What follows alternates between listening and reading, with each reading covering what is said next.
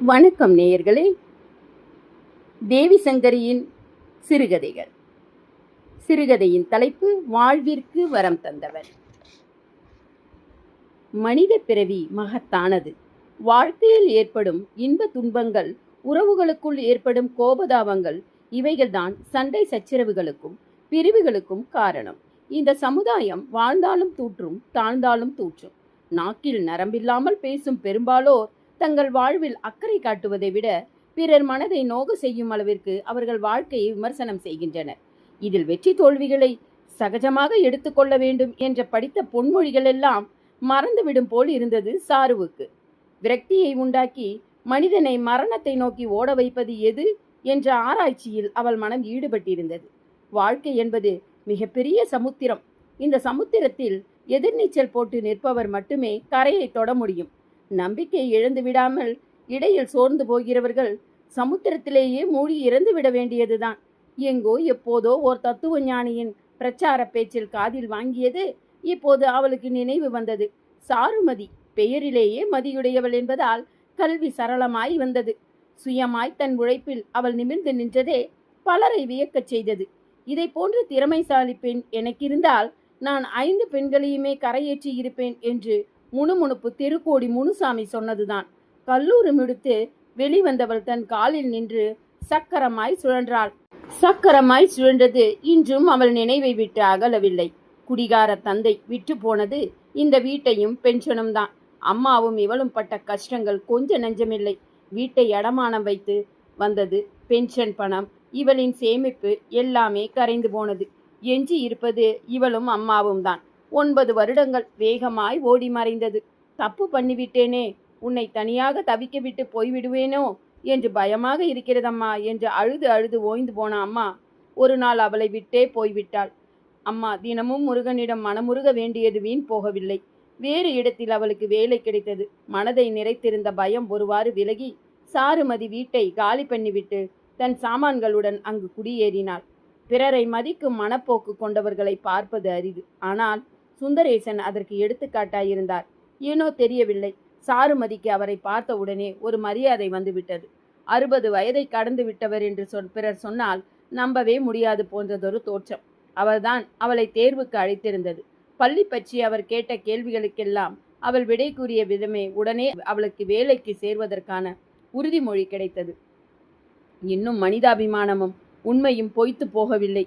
எங்கோ ஒரு சிலர் நிஜமான திறமைக்கு மதிப்பளித்து கொண்டுதான் இருக்கிறார்கள் என நினைத்து கொண்டாள். சாரு வேலைக்கு சேர்ந்து 1 மாதமாகிவிட்டது. காலையிலிருந்து மாலை வரை வேலை, வேலை முடிந்தவுடன் விடுதி வாழ்க்கை, இப்படியே நாட்கள் ஓடிப்போனது. அவ்வப்போது ஏற்படும் அம்மாவின் நினைவுகளை மட்டும் அவளால் ஒதுக்க முடியவில்லை.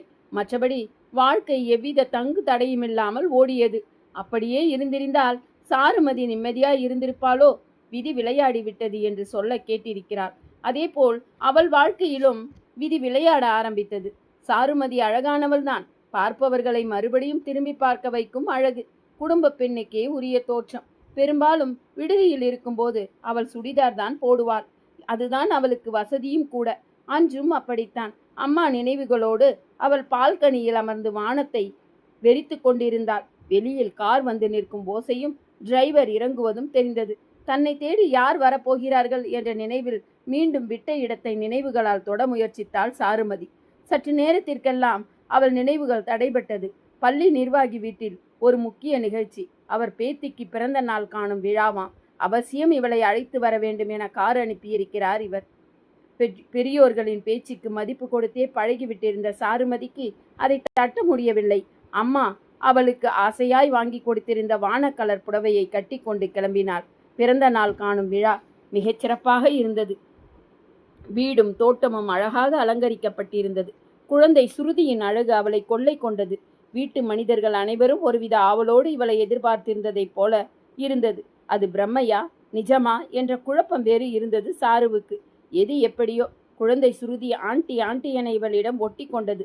எல்லோருக்குமே ஆச்சரியம்தான். பொதுவாக அவள் யாரிடமும் பேசவும் மாட்டாள். அவ்வளவு சீக்கிரம் பழக மாட்டாள். ஆனால் சாரு 2-3 வார்த்தை பேசி பழகிய உடனேயே அவளை குழந்தைக்கு மிகவும் பிடித்து விட்டது.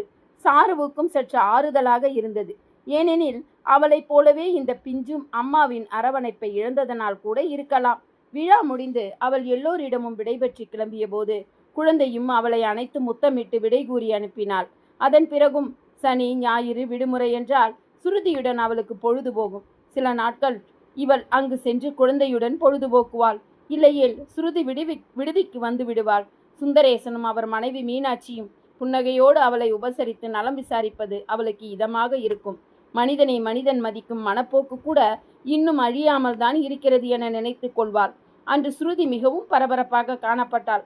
காரணம், அவள் தந்தை அமெரிக்காவிலிருந்து வருகிறாராம். சுருதி கேட்டது எல்லாம் கிடைக்குமாம். ஆண்டி, உங்களுக்கும் நிறைய வாங்கி வர சொல்லியிருக்கேன். அப்பா வந்ததும் அதெல்லாம் உங்களுக்கு காட்டுகிறேன். மழலையில் அவள் சொல்லி சிரித்தது அப்படியே மனதில் பதிந்து போனது. இந்த குழந்தைக்குத்தான் அப்பாவின் மேல் எத்தனை பாசம்! பூ போல பிஞ்சு கைகளால் சாருவை தொட்டு திருப்பும் போதெல்லாம் அந்த பிஞ்சு முகத்துக்குள் ஏற்படும் பிரகாசம் அப்படியே அவளை பிரமிக்க செய்துவிடும். குழந்தை சுருதி அவள் வாழ்விலும் பிரிக்க முடியாத ஒரு அங்கமாகிவிட்டாள் என்றுதான் சொல்ல வேண்டும். பார்ப்பதற்கு கிருஷ்ணகுமார், அவன்தான் சுருதியின் அப்பா, அழகாக உயரமாக இருந்தான். தந்தை போலவே பிறரை மதிக்கும் குணம் அவன் கண்களிலேயே தெரிந்தது. மனைவியை இழந்தவன் என்றோ ஒரு குழந்தைக்கு தந்தை என்றோ யாராலும் சொல்ல முடியாதபடியான ஒரு தோற்றம். நீ சொன்ன ஆண்டி இவர்கள் தானா சுருதி என்று ஒரு ஆழமான பார்வையுடன் ஹலோ சொன்னான். தேங்க்ஸ், என் குழந்தையை சந்தோஷப்படுத்தியதற்கு என்றான். சாருமதி பிரமித்து போனாள். தன் குழந்தை மகிழ்ச்சியாக இருக்க வேண்டும், புன்னகை தந்த முருவலோடு உங்களுக்குத்தான் நன்றி சொல்ல வேண்டும். இதை போன்ற அன்பான குழந்தையை என்னோடு பழக அனுமதித்ததற்கு என்றாள். பரவாயில்லை என்றாள். பரவாயில்லையே, விட்டு கொடுக்காமல் பேசுகிறீர்களே என்று ஆச்சரியத்துடன் கூறினான். உங்களுக்கு ஆட்சேபனை இல்லை என்றால் உங்களை பற்றி நான் தெரிந்து கொள்ளலாமா? அடுத்த கேள்வி அவன் கேட்காமல் இருந்திருக்கலாமோ? சாருமதிக்கு கண்களில் கண்ணீர் தழும்பியது. நானும் சுருதியும் ஒன்றுதான். ஒரே ஒரு வித்தியாசம், சுருதிக்கு அப்பா இருக்கிறார், எனக்கு இப்படி யாரும் இல்லை என்று சொல்லியவளை கூர்ந்து நோக்கினான் கிருஷ்ணகுமார். அவள் மனதில் வேதனைப்படுவது புரிந்தது. வாங்களேன், அங்கே சென்று பேசலாம் என சற்று தள்ளி போடப்பட்டிருந்த நாற்காலியில் சென்று அமர்ந்தார்கள். சுருதியின் அம்மா எப்படி இறந்து போனார்கள் என அவள் கேட்க கிருஷ்ணகுமார் ஒரு பெருமூச்சோடு சொல்ல ஆரம்பித்தான். அது ஒரு பெரிய கதை சாருமதி. நான் உங்களை பெயர் சொல்லி அழைக்கலாமா? உங்களுக்கு ஒன்றும் ஆட்சேபனை இல்லையே என கேட்டான். இல்லை என அவள் சொல்லவும் அதையே ஒப்புதலாய் ஏற்று சொல்ல ஆரம்பித்தான். என் மனைவியை என் பெற்றோர் தான் பார்த்து தேர்வு செய்தார்கள். பெரிய இடத்து பெண், ஆனால் அதிகப்படியான செல்லம். அம்மா அப்பாவுடன் எந்நேரமும் சண்டைதான். பாதி நாட்கள் அம்மா வீட்டில்தான் இருப்பாள். குழந்தை வேண்டாம் என்று ஒரே பிடிவாதம்.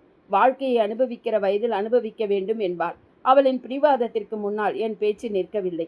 வேறு வழி இல்லாமல் கடைசியாய் வயிற்றில் கருவை சுமந்தார். இப்போது டாக்டர் மிகவும் கோபப்பட்டார். இந்த நிலையில் இந்த பெண்ணுக்கு குழந்தை கூடாது என்று சொல்லியிருக்கிறேன் அல்லவா? இவள் சொல்ல புரியவில்லை. பிறகுதான் எல்லாம் சொன்னாள். கடைசியாய் அவளுக்கு புத்தி வந்து அழுதாள். மன்னிப்பும் கேட்டுக்கொண்டாள். ஆனால் கடவுளுக்குத்தான் மனமில்லை. சுருதியை பெற்றுக் கொடுத்துவிட்டு அவள் போய் சேர்ந்து விட்டாள். மனைவியின் இழப்பு வேதனைதான் என்றாலும் அவன் பேச்சு அதை அடக்க முயற்சிப்பதை தான் காட்டியது. ஐயோ பாவம் என்றிருந்தது சாருமதிக்கு. அவன் மனைவி பவானியின் அசட்டு குணத்தால் எப்பேற்பட்ட வாழ்க்கையை அவள் இழந்துவிட்டாள். அன்பான கணவன், மாமனார், மாமியார் இவர்களுடனான மகிழ்ச்சியான நாட்களை தொலைத்து விட்டாளே என்று நினைத்தாள். என்ன யோசிக்கிறீர்கள்? அவன் கேள்வி அவள் நினைவுகளுக்கு பாதியிலேயே தடை போட்டது. ஒன்றுமில்லை என கூறி சமாளித்தாள். சுருதி சாருமதியை அட்டையாய் ஒட்டி கொண்டாள். கிருஷ்ணகுமாரும் புன்னகையுடன் மகளின் ஆசைக்கு குறுக்கே நிற்கவில்லை. சாருமதியும் குழந்தையுடன் ஒன்றி போனாள். வழக்கம் போல் ஒரு நாள் சுருதியுடன் அவள் தோட்டத்தில் விளையாடி கொண்டிருந்தாள். சனி ஞாயிறு இதுபோல் அவள் சுருதியுடன் விளையாடுவது வழக்கம்தான் என்றாலும் அன்று சுந்தரேசன் அவளை உற்று கவனிப்பது போல் தோன்றியது. ஆனால் அதை மறக்கும் விதமாய் சுருதி ஓடி வந்து அவள் கழுத்தை கட்டி கொண்டாள். அன்று அவள் விடுதிக்கு செல்ல இரவாகிவிட்டது. சுந்தரேசன் மகனை அழைத்து கொண்டு அவளை விட்டு வருமாறு பணித்தார். எவ்வளவு மறுத்தும் கிருஷ்ணன் தான் அவளை அழைத்துச் சென்றான். மனம் சற்று லேசாகிவிட்டிருந்தது சாருவுக்கு. சுருதியுடனேயே இருந்து விடலாம் போல் இருந்தது. குழந்தையை விட்டு பிரியவே அவளுக்கு மனம் இல்லை. என்ன செய்வது? பிரிந்துதானே ஆக வேண்டும் என நினைத்து கொண்டாள். அதே நேரத்தில் தான் கிருஷ்ணன் கேட்டான். சாருமதி, நீ என்னை மணந்து கொள்கிறாயா என்று. தூக்கி வாரி போட்டது சாருமதிக்கு. என்ன என்ன கேட்டீர்கள் என்று மீண்டும் ஒரு முறை கேட்டாள். ஒரு முறை அவளை ஆழமாய் பார்த்தவன், என் குழந்தைக்கு உன்னை போல் அன்பான ஒரு அம்மா வேண்டும். ஏன், எனக்கும் மனிதர்களை நேசிக்க தெரிந்த ஒரு நல்லவள் மனைவியாக வேண்டும். அது நீதான் என்பது நான் சொல்லி தெரிய வேண்டியதில்லை என்றான். அதன் பிறகு நடந்தது எல்லாம் அவளுக்கு ஒரு கனவு போலத்தான் இருந்தது. அவளை மனம் புரிந்தது. மகிழ்ச்சியாக அவளுடன் குடும்பம் நடத்தியதற்கு அதற்கு பரிசாய் ஒரு ஆண் குழந்தையை அவள் ஈன்றது. குழந்தைக்கு சுரேஷ்குமார் என பெயர் சூட்டி மகிழ்ந்தது. எல்லாமே மகிழ்ச்சி, மகிழ்ச்சிதான். மகிழ்ச்சி மட்டுமே வாழ்க்கை என்றால் மனிதர்கள் ஆயுள் முழுக்க உயிர் வாழ்வார்களே. சுந்தரேசனும் மீனாட்சியும் இறந்தது. விபத்தில் கிருஷ்ணகுமார் இறந்தது. பிள்ளைகளை இவள் வளர்த்து ஆளாக்க வேண்டிய நிலை. எல்லாமே அவளுக்கு துன்பமாகத்தான் இருந்தது. ஆனால் மரத்து போன மனசுக்கு மரண காயம் ரணமாக தெரிந்ததே தவிர வலிக்கவில்லை. போராடினால், தொழிலை தனியாக நின்று சமாளித்தால், குழந்தைகள் படித்து பெரியவர்கள் ஆனதும் இதோ தந்தையின் தொழிலை மகன் சுரேஷ்குமார் எடுத்து நடத்துகிறான். மகள் சுருதி பொருத்தமானவனுடன் பெருமையாக வாழ்கிறாள். இன்றும் அம்மா அம்மா என்று அவளை கட்டிக்கொள்வாள் சாருமதி. தன் மகனுக்கும் மனம் முடித்து விட்டாள். இருவரின் குழந்தைகளையும் மடியில் தூக்கி வைத்து கொஞ்சுகிறாள். வாழ்க்கை எவ்வளவு வேகமாய் ஓடி மறைந்து விட்டது. காலம் என்பது ஒரு சக்கரம் போன்றதுதான். ஏனெனில் கடந்து போன நாட்களை அவள் மீண்டும் மீண்டும் அசை போட்டு பார்க்கிறாள். கண்ணீர் துளிகள் பூஞ்சிதறலாய் கணவனின் படத்திற்கு முன்னால் தெரித்து விடுகிறது. வாழ்விற்கு வரம் தந்தவன் வானத்தில் இருந்தல்லவா சிரிக்கிறான். சாருமதி காத்திருக்கிறாள். ஆம், காலச்சக்கரம் தன்னை கொண்டு போய் தன் கணவனுடன் சேர்க்குமா என்று.